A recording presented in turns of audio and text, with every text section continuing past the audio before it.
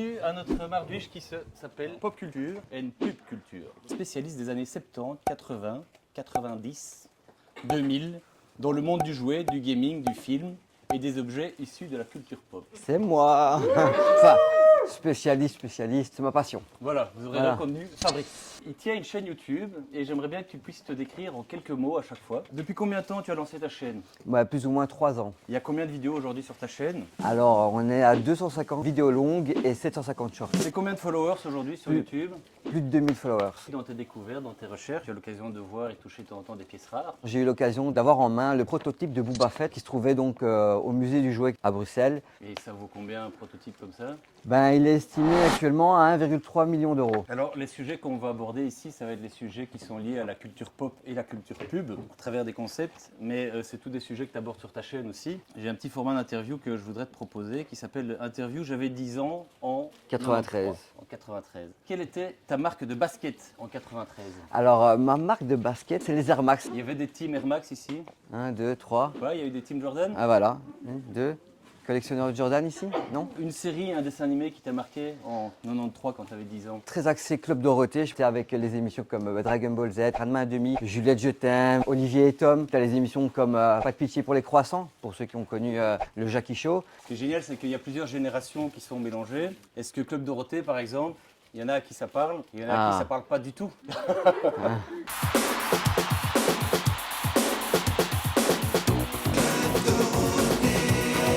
Hélène, il y en a à qui ça parle?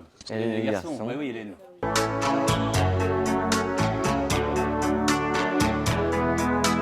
Une fille, ça le cœur tout rempli de chansons. Ah, ça a maté de la téloche, quoi. Ouais. Le mercredi après-midi. Alors, Parker Lewis, je l'ai pas, moi. Parker Lewis, tu l'as pas? Sauvé par le gong. Ouais. Alors, un bonbon préféré, parce que tout ça, ça fait partie aussi de notre jeunesse, tout ce qui se passait à la cour de récré. Bonbon qui m'a marqué, c'est les couilles de mammouth. Les couilles de mammouth, ça parle à tout le monde, les couilles de mammouth? Oui, ça te Les parle, mammouths. Hélène aussi, ouais. Alors, une console de jeu, un jeu culte. Alors moi, ça serait la SNES, la Super Nintendo, sur Mario ou mon premier jeu, Star Fox. Star Fox. Alors, J'en moi, suis- j'étais team Sega, pour le coup. Ah, ça va pas ça. Il y avait du Sega, il y avait du Nintendo ici. Qui était Sega? Ouais, Ah, bien joué. Et qui était Nintendo? Ah, la plupart. Qui était Commodore. Non, pas Commodore. Deux teams qui s'affrontaient, il y avait les teams roller et les teams skateboard. Où tu te situais, toi? Moi, je suis roller. Roller? Ouais. Et toi? Moi, j'étais roller aussi, Ok. mais patin plutôt. Patin Ouais. roulette. Patin à rouler. Les 4 Ouais. roues C'est revenu à un moment donné, c'est très vite reparti. Ouais. Il y avait la team BMX ou VTT. BMX. Ah, BMX. Non, il n'y a personne qui fait du vélo en fait. Alors dis-moi, est-ce qu'il y a un slogan qui t'a marqué dans ton enfance? Le slogan qui m'a bouleversé, je dirais, pendant pas mal d'années, c'était « Tu pousses le bouchon un peu trop loin, Maurice ». Alors est-ce qu'il y a un jeu de cours de récré qui a marqué ton enfance? Ouais, la corde à sauter. Non, mais les POG. Avec le kini où voilà, on lançait le kini sur les POG. On va essayer de vous proposer un quiz qui va parfois parler à des personnes, parfois à d'autres, Exactement. et qui seront à chaque fois agrémentés d'une fun fact. Intéressante, rigolote. On va parler bonbons, jouets, pubs, cours de récré, émissions de télé, voilà. Vous êtes prêts? Ouais! On veut de l'ambiance ici, hein? On va commencer le jeu avec des Barbie, Action Man, Lego, Playmobil, Micro Machine. Vous êtes prêts ou pas? Est-ce que vous... Vous êtes prêts les jeunes? Ouais! Vous êtes prêts les jeunes? Vous êtes prêts les Middle gens? jeune. Ah! Pardon? La première Barbie est sortie A en 1959, B en 1984. La bonne réponse était la réponse A, 1959. Barbie s'inspire principalement d'une poupée allemande qui était vendue dans des boutiques pour adultes. Comme c'était un peu trop adulte, ce qui s'est passé, c'est que Mattel, qui produit les Barbie, a décidé de changer la coupe de cheveux. Et hop, on les a vendus aux enfants. En 1980 est sortie la première Barbie noire. Question 2. Les micro-machines, ces petites voitures minuscules avec lesquelles vous avez peut-être joué, moi j'ai beaucoup joué avec ces petites voitures en tout cas, ont été créées A. Pour faire des économies en matière.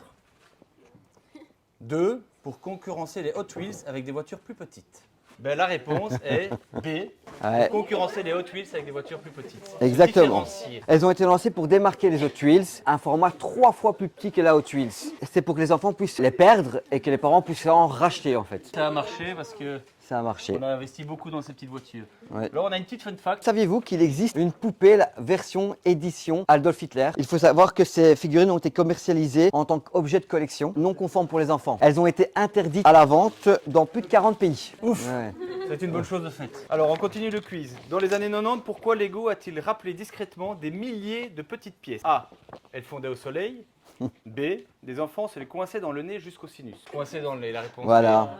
Tout le monde a gagné 1000 € sauf toi, c'est quand même Et, dommage. c'est dommage. Les enfants arrivaient aux urgences avec une mini brique bloquée dans les sinus et les médecins ont appelé ça le syndrome de la brique perdue. Playmobil. Quel incident a poussé Playmobil à modifier certaines de ses figurines?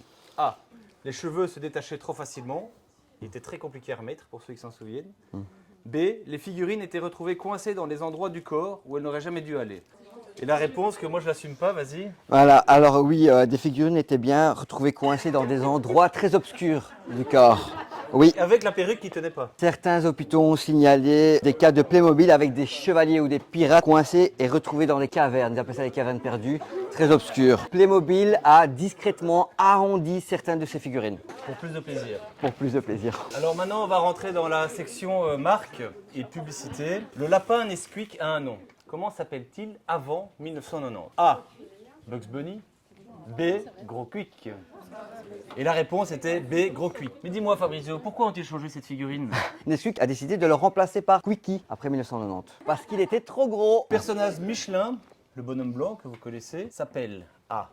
Bibendum. 2. Michelin Man. C'était Bibendum. C'est l'une des mascottes les plus anciennes du monde. Elle a été créée en 1898, un slogan qui est actuellement, qui veut dire du latin « Maintenant, il faut boire ». Et vous savez d'où vient l'origine de la création du guide Michelin? C'était une manière détournée pour pousser les gens à consommer leurs pneus en allant découvrir des restaurants. Orangina lance une pub culte avec le slogan. Lequel?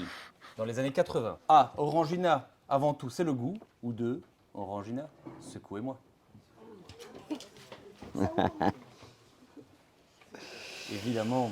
Dans plusieurs pays, les autorités ont jugé le slogan trop ambigu. La pub a été censurée dans certains pays et même réécrite pour éviter les sous-entendus. Et en 87, le député français a officiellement demandé d'interdire la pub car selon lui, elle incite à des gestes déplacés et inappropriés. On va parler de quel geste, hein? On a compris. Hein.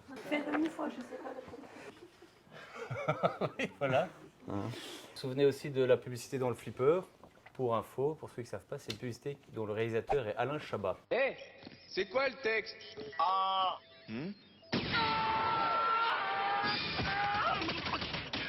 Pour les nostalgiques, pourquoi Malabar Boy a-t-il été critiqué dans les années 90? A. Trop musclé. B. Trop violent. La réponse est A. Trop musclé. Des parents ont écrit un malabar pour dire que le Malabar Boy donnait des complexes musculaires à leurs enfants. Donc ce qui fait que la marque a dû réduire la taille des biceps. Qui a connu les Kratos? C'est tout? Ouah, ça fait mal ça. Par exemple, au hasard, donc c'était des cartes qui étaient illustrées, à chaque fois avec un nom. Par exemple, mauvaise haleine, Hélène. C'est le seul qu'on a trouvé. Ces cartes dégueu qu'on adorait collectionner ont été souvent interdites dans les écoles. Pourquoi? Elles coûtaient trop cher, elles étaient jugées trop vulgaires, gore. Elles ont été interdites dans plein d'écoles qui a évidemment rendu ces cartes très populaires. Les parents détestaient ces cartes. Alors les Tamagotchi sont apparus en quelle année? 1990 ou 1996? Cette partie-là, vous avez joué au Tamagotchi? Vous avez déjà tenu un Tamagotchi en main? Non, personne. Marie, tu sais ce que c'est un Tamagotchi? Dans les Happy Meal, non. Des Tamagotchi dans les Happy Meal? La réponse était B, donc on est plus vers là. C'est le début des animaux virtuels, les drames quand ils mouraient pendant la nuit. C'était la catastrophe. Même les JT ont parlé de la détresse émotionnelle des enfants lorsque leur animal Tamagotchi mourait. Et il y a même un nom de phénomène qui s'appelle l'effet Tamagotchi. Et d'ailleurs, pour certains enfants, ils ont même enterré leur Tamagotchi. C'est triste. Mais vous imaginez, ça c'était l'effet avec un Tamagotchi. Aujourd'hui, nos mêmes enfants sont avec un téléphone, quoi. Ouais. Le dégât. Séquence émotion. Pourquoi les flippos sont-ils devenus un phénomène incontrôlable dans les écoles? A. Ils étaient rares. B. Ils étaient utilisés pour jouer, échanger et parier. Les prémices du poker.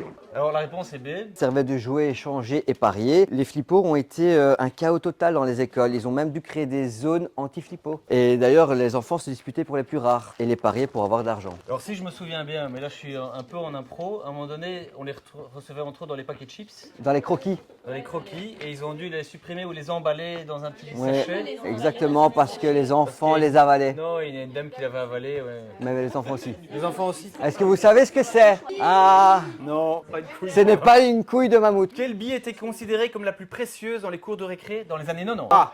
La bille transparente. B. La bille géante mammouth. Que dans les années 90, certaines billes mammouth étaient tellement convoitées que les élèves étaient obligés de les cacher dans leurs chaussettes pour éviter de les faire voler. Quel était le plus gros problème des cartes Panini dans les années 90? Ouais. Les enfants claquaient tout leur argent ou les autocollants se décollaient à cause d'une mauvaise colle? Un résultat mitigé. La réponse était A. Les enfants claquaient tous leurs sous. Certains autocollants rares se vendaient tellement cher que les enfants étaient obligés d'inscrire dans leur journal de classe un montant pour une copie. Et en fait, ils utilisaient l'argent des parents pour pouvoir acheter leur double Panini. On vous propose une petite interview dans le quiz avec des petites infos confiseries. Vous aurez l'occasion de goûter les confiseries de votre époque parce qu'aujourd'hui il existe des sites e-commerce d'à peu près tout.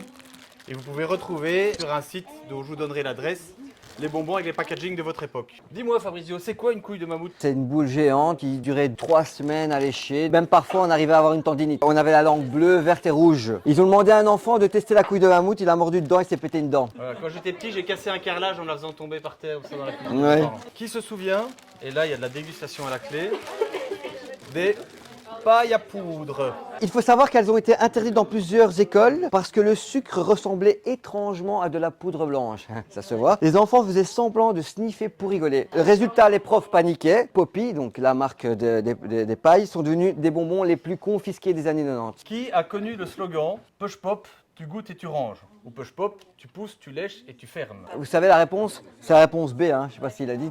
Non, j'ai pas dit. C'est pas grave. A été accusé d'avoir le slogan le plus siffler là, ambigu t'as déjà de tapé. toute l'histoire du bonbon. Le spot TV a même dû modifier dans certains pays tellement que c'était borderline. Vous connaissez tous le petit logo Choupa Choup. Vous savez qui a designé ce logo, ce célèbre logo? Salvatore Dali. Qui se souvient des cigarettes en chocolat? Les cigarettes en chocolat ont été interdites car des enfants fumaient pour de faux dans la cour de récré. Elle est interdite dans plus de 40 pays. Donc si vous ne le trouvez pas en magasin, vous savez pourquoi. Comme quoi, tout fout le camp. Tout fout le camp. Alors on passe à la section séries et films. Quel élément culte de Fort Boyard n'était pas prévu au départ par la production? A. Les tigres. B. Passe-partout et passe-temps. Réponse est B. Passe-partout et passe-temps. Les personnages du fort ont été ajoutés en dernière minute parce qu'ils trouvaient que le fort était trop vite, trop simple. Donc ils se sont dit on va prendre 2 nains et on va les mettre là. Ouais. Ironie du sort, ce ne sont pas les candidats qui se sont fait expulser du fort. Qui se sont fait expulser maintenant? Les tigres. Les tigres, Qui a eu effectivement. l'occasion de voir les nouveaux tigres récemment dans les nouvelles productions de Fort Boyard? Ils nous ont fait des tigres en 3D. Très vilains. Donc pour des raisons de bien-être animal, les félins ont été retirés du jeu en 2022 après plus de 30 ans de loyaux services. Club Dorothée. Pourquoi le Club Dorothée a-t-il été critiqué dans les années 90? A. Trop de musique. B. Trop de dessins animés japonais. Club Dorothée a été accusé d'importer la violence japonaise en Europe, alors que les épisodes étaient diffusés et censurés. Plus on critiquait l'émission, plus elle avait l'audience, la meilleure audience de ces années-là. Ma femme a été invitée à Megamix. C'est pas sur son CV, mais... Qu'est-ce qui a rendu l'émission Megamix totalement incontournable pour les ados? Ses jeux vidéo en direct ou son duo de présentatrices? Et un bonus pour ceux qui arrivent à me donner le nom des présentatrices. Virginie, ouais. Et l'autre. La réponse B, Et la l'autre. brune. Virginie et la brune. Lydia. Les animatrices Megamix recevaient tellement de courriers, entre 150 et 200 lettres par jour, qu'ils ont dû engager une personne à plein temps pour les ouvrir. Et à savoir, pour Virginie Fira, elle a été repérée dans une discothèque, le Myrano, à Bruxelles, à l'âge de 21 ans.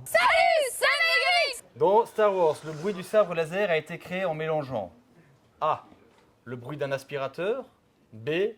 Un projecteur de cinéma et un câble électrique. Le son vient d'un projecteur de cinéma et d'un bourdonnement de câbles électriques. Pour faire le bruit des blasters, ils ont enregistré un câble métallique qu'on frappait avec un marteau dessus. Alors, pour les cinéphiles, dans la saga American Pie, quel objet devient célèbre? A. Une tarte. B. Une flûte. Ouais, c'est vrai. 2. Ah, il y a des connaisseurs. Alors, la réponse est A. La scène de la tarte a tellement marqué qu'ils ont vendu des milliers de tartes grâce à cette scène très personnelle que des milliers de gens ont reproduit après le film. Et ceux qui connaissent pas la scène de la tarte iront demander à ceux qui connaissent la scène de la tarte. C'est quoi la scène de la tarte?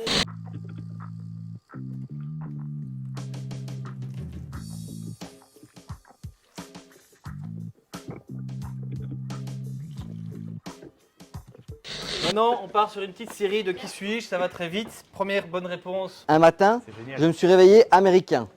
Même goût, même bar, juste un nouveau passeport. Oui, Marie, tu l'as? Oui. On m'appelait Raider. Ah, c'est génial. Le Twix, évidemment. Le Twix. J'ai traumatisé des générations. On m'entendait avant même de toucher la manette. Et je continue de hurler la même phrase. Alors, tu peux nous épeler ça? Parce que normalement, on a toujours dit « c'est the game C'est again. ». EA Sport, c'est the game. Mais It's in the game, c'est dans le jeu, non? it's in the game, ouais. Bravo. Ah. Voilà. Bon, merci d'avoir participé à notre culture pop et pub culture. Le jeu de cartes Uno a été créé au siècle dernier. Il a été inventé par Merle Robbins, un barbier américain qui souhaitait mettre fin aux disputes familiales concernant les règles du jeu de cartes traditionnel. Pouvez-vous donner la date exacte de la création de ce jeu mythique Uno? Vous écrivez l'année, vous vous abonnez à la chaîne de Fabio, vous partagez à 3 amis et il y aura un tirage au sort parmi les bonnes réponses. S'il vous plaît, pas de téléphone, hein. Pas de téléphone, pas de bic, pas de papier.